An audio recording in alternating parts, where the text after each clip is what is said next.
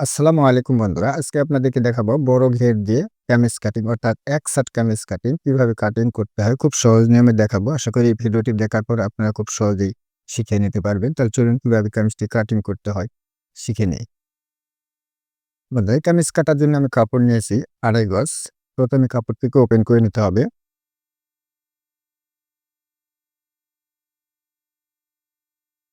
এরকমভাবে কাপড়টিকে ওপেন করে নেওয়ার পর কাপড়ের দুটো কোণা রয়েছে, দুটো কোণা এক করে নিয়ে কাপড়টিকে দুপাট করে নিতে হবে।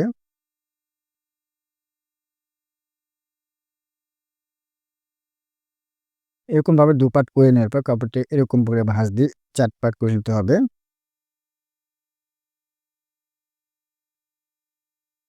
কাপড়টি হয়ে গেলে ৪ পাট যে আমি যে পাশে দাঁড়িয়ে আছি সে পাশটি কিন্তু আটকানো রয়েছে। আমার সামনের পাশটি খোলা রয়েছে এবং আমি যে পাশে নিচে গিয়ে নেব সে পাশটি কিন্তু খোলা রয়েছে। এরকমভাবে ভাঁজ করে নেওয়ার পর এখন আপনাকে কাপড়টি সোজা করে নেওয়ার জন্য একটা মার্ক করে নিতে হবে। এই মার্কটি করে নেওয়ার পর মুড়িয়ে দেওয়ার জন্য ১ ইঞ্চি কাপড় রাখতে হবে। আমি ১ ইঞ্চিতে একটা মার্ক করে নিচ্ছি। নিয়ে দাগটা সোজা করে নিতে হবে। এর নিচের দাগটি করে নেওয়ার পর এখন আমাদের ঝুলের মাপ দেখো, ঝুলের মাপ নেওয়ার জন্য ফিতাতে এরকমভাবে রাখতে হবে। যার যেমন ঝুল সে অনুযায়ী করে নেবেন। আমার ঝুল রয়েছে ৪৪ ইঞ্চি। আমি ৪৪ টাকে মার্ক করে নিচ্ছি এবং শিরা মার্জিন সহ আরো ১/২ ইঞ্চি নিয়ে ৪৫ টাকে মার্ক করে নিচ্ছি।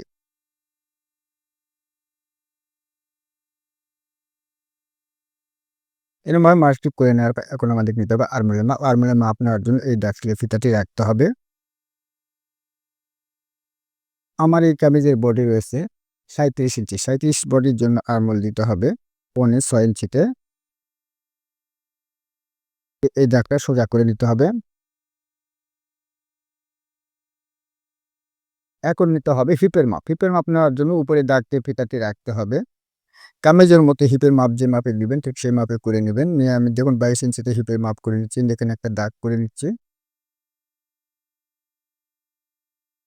এই দাগটি করে নেওয়ার পর এখন আমাদের পেটের মাপ নিতে হবে। পেটের মাপ নেওয়ার জন্য বডি থেকে যে মাপ দিয়েছি সেই বডি থেকে এবং হিপ থেকে ধরে এরকমভাবে ফিতাটি রাখতে হবে। এরপরে ফিতাটাকে অর্ধেক অংশ করে নিয়ে এখানে একটা মার্ক করে নিতে হবে। নিয়ে দাগটা সোজা করে নিতে হবে। সোজা করে নেওয়ার পর দেখুন যে আমার সমস্ত দাগ কিন্তু হয়ে গেল। এখন আমাদের যা করতে হবে মেজারমেন্ট অনুযায়ী মাপ করে নিতে হবে। এর জন্য প্রথমে আমাদের কলারের ঘাড়ি দিতে হবে। কলারের ঘাড়ি কত ইঞ্চি দিবেন? ৩৭ বর্জনী কলারের ঘাড়ি দিতে হবে ৫ ইঞ্চি। ৫ কে অর্ধেক করলে ২.৫ ইঞ্চি। ২.৫ ইঞ্চিতে একটা মার্ক করে নিচ্ছি।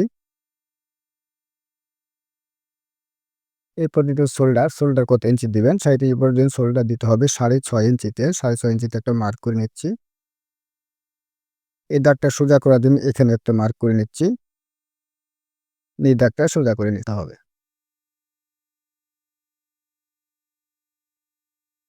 এরপর নিতে হবে বডির মাপ। বডির যে মূল বডি থাকবে বডিকে ৪ ভাগ করে ১ ভাগ নিতে হবে। মূল বডি রয়েছে ৩৭ ইঞ্চি। ৩৭ কে ৪ ভাগ করলে হয় ৯.৫ ইঞ্চি। ৯.৫ ইঞ্চিতে একটা মার্ক করে নিচ্ছি। পেটের মাপ একইভাবে মূল যে পেট থাকবে পেটকে ৪ ভাগ করে ১ ভাগ নিতে হবে। পেটের মাপ রয়েছে ৩৩ ইঞ্চি। তাহলে ৩৩ কে ৪ ভাগ করলে হয় ৮.৫। আমি ৮.৫ ইঞ্চি নিয়ে নিচ্ছি। এখন হিপের মাপ। হিপের মাপ বডি যা দিয়েছি হিপের মাপ ঠিক তাই নেবেন। বডি দিয়েছি ৯.৫ ইঞ্চি। এখানে ৯.৫ ইঞ্চি নিতে হবে। নেওয়ার পর এই শেপগুলো আমাদের এই পর্যন্ত করে নিতে হবে। যেহেতু এটা বড় ঘের দেবো এই পর্যন্ত চলে যাবে। ঘের মাপার কোনো প্রয়োজন নেই। এরপরে দাগগুলি মিলে নিতে হবে।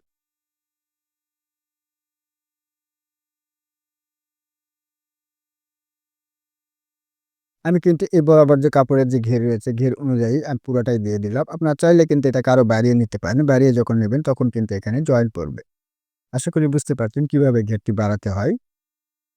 এরপরে আমাদের আর্মহোলের শেপ করে নিতে হবে। আর্মহোলের শেপ করার জন্য উপরে যে দাগ দিয়েছি, এই দাগ থেকে এই দাগ পর্যন্ত ফিতাটি রাখতে হবে। এরপরে এটাকে অর্ধেক করে নিয়ে মাঝখানে একটা দাগ করে নিয়ে এই দাগ থেকে আমাদেরকে রাউন্ড শেপটা করে নিতে হবে।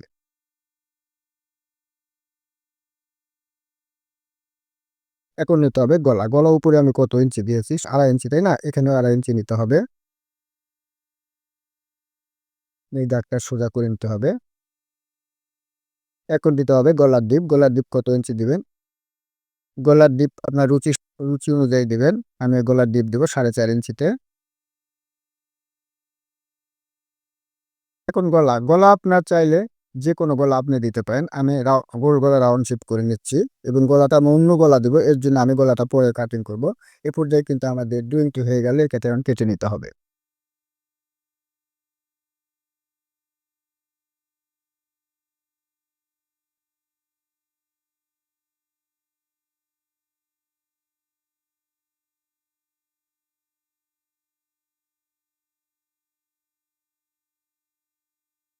কামিজটি কাটার পর দেখুন নিচে কিন্তু আমরা এক সমান করে কাটিং করলাম। এক সমান করে কাটা যাবে না। এখন কি করতে হবে? এই উপরে থেকে ১ ইঞ্চি উপরে ডাউন দিতে হবে। এই শেপটাকে এখান থেকে শেপ ঠিক থাকবে এই পর্যন্ত উঠিয়ে দিতে হবে। দেওয়ার পর একটু কাপড় আমাদের কেটে নিতে হবে। তাহলে আশা করি বুঝতে পারছেন কিভাবে বড় ঘের দিয়ে কামিজ কাটিং করতে হয়। এরপরে এটাকে রেখে দিতে হবে।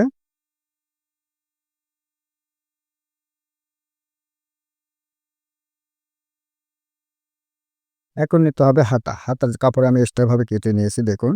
এই কাপড়টিকে ওপেন করে নেওয়ার পর দেখুন এখানে ২ টি পার্ট রয়েছে। ২ টি হাতা কিন্তু একসঙ্গে হবে। এর জন্য দেখুন এই কাপড়টিকে এরকমভাবে ভাঁজ দিয়ে ৪ পার্ট করে নিতে হবে।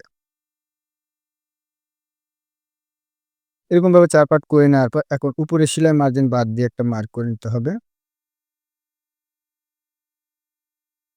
তারপর এই দাগ থেকে আমাদের ৩ ইঞ্চিতে একটা মার্ক করে নিতে হবে।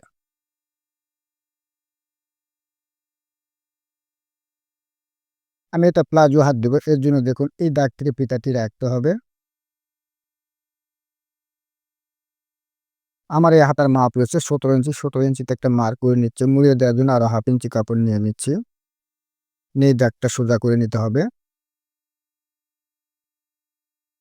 সোজা করে নেওয়ার পর দেখুন আমরা যে প্লাজো দিব, প্লাজো দেওয়ার জন্য এই নিচের দাগ থেকে আমাদের ৬ ইঞ্চিতে একটা মার্ক করে নিতে হবে।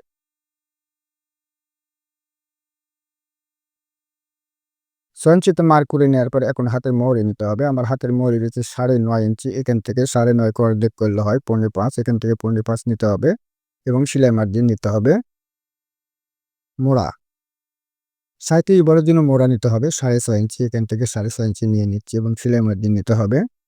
নেওয়ার পর এই দাগটা সুন্দর করে মিলিয়ে দিতে হবে।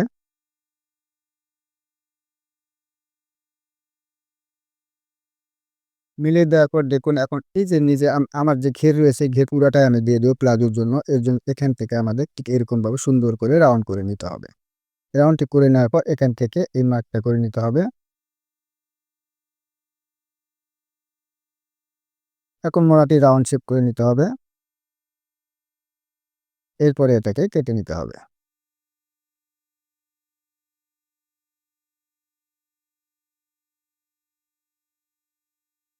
এখানে একটা কাট দিয়ে নিতে হবে, এখানে একটা কাট দিয়ে নিতে হবে সেলাই সুবিধার্থে। এখানে একটা কাট দিয়ে নেবেন।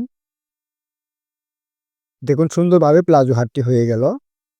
বন্ধুরা একসাথে কামিজ কিভাবে সহজ নিয়মে কাটিং করতে হয় খুব সহজে বুঝিয়ে দেওয়ার চেষ্টা করেছি। বন্ধুরা ভিডিওটি দেখার পর যদি এতটুকু ভালো লেগে থাকে তাহলে অবশ্যই ভিডিওতে একটা লাইক দিতে ভুলবেন না এবং চ্যানেলে নতুন হয়ে থাকলে চ্যানেলটিকে সাবস্ক্রাইব করে পাশে থাকা বেল বাটনটি অন করে দিন। বন্ধুরা ভিডিওটি আজ এ পর্যন্তই।